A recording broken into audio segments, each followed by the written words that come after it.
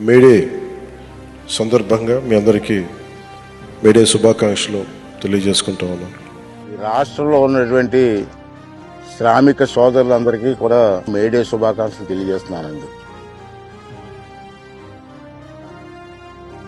ఈ పథకం పెట్టినప్పుడు ఉపాధి హామీ కూలీలు అని చెప్పి పిలిచేవాళ్ళం మనం. రాష్ట్ర వ్యాప్తంగా కూలీలు అన్న పదం కాదు, అది సరైన పదం కాదు.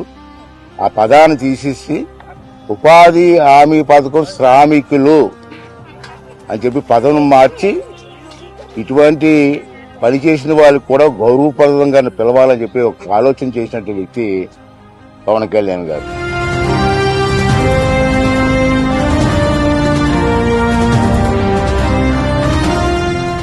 అందరికీ మేడే శుభాకాంక్షలు. Whenever there is any workplace accidents happening, he also made sure that initially it was 50,000 that they're given, but now he has increased it to 4 to 6 lakhs. I think that's a great initiative by our Pawan Kalyan Garu. నేను రాజకీయాల్లోకి వచ్చి చాలా సంవత్సరాలు అయింది. అప్పటి నుంచి నేను చాలామంది నాయకులతో చూశాను, వాళ్ళ పనితీరు చూశాను. నేను చూసిన దాంట్లో చూస్తే కంపేర్ చేస్తే రాష్ట్రంలో చాలామంది నాయకులు ఉంటారు, నేను కాదన్నాను.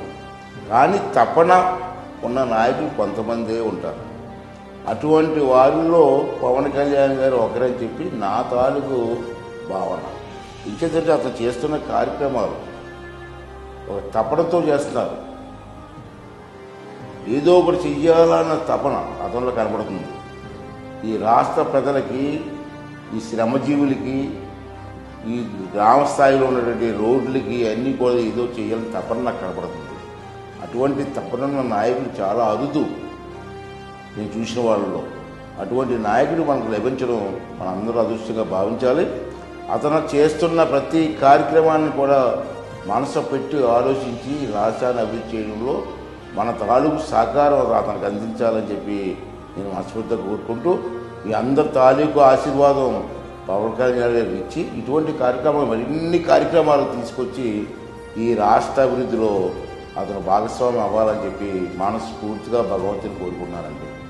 ప్రధానమంత్రి గారి దగ్గర నుంచి, ముఖ్యమంత్రి గారి దగ్గర నుంచి, చిట్ట చివరన ఉన్న సచివాలయం ఉద్యోగుల వరకు అందరూ కట్టుదిట్టంగా ఒకటే మాట మీద ఉంటే మేమందరం మీకు ఈ చిన్నపాటి ఆనందం మేము చూడగలుగుతున్నాం మీ కళ్ళలో.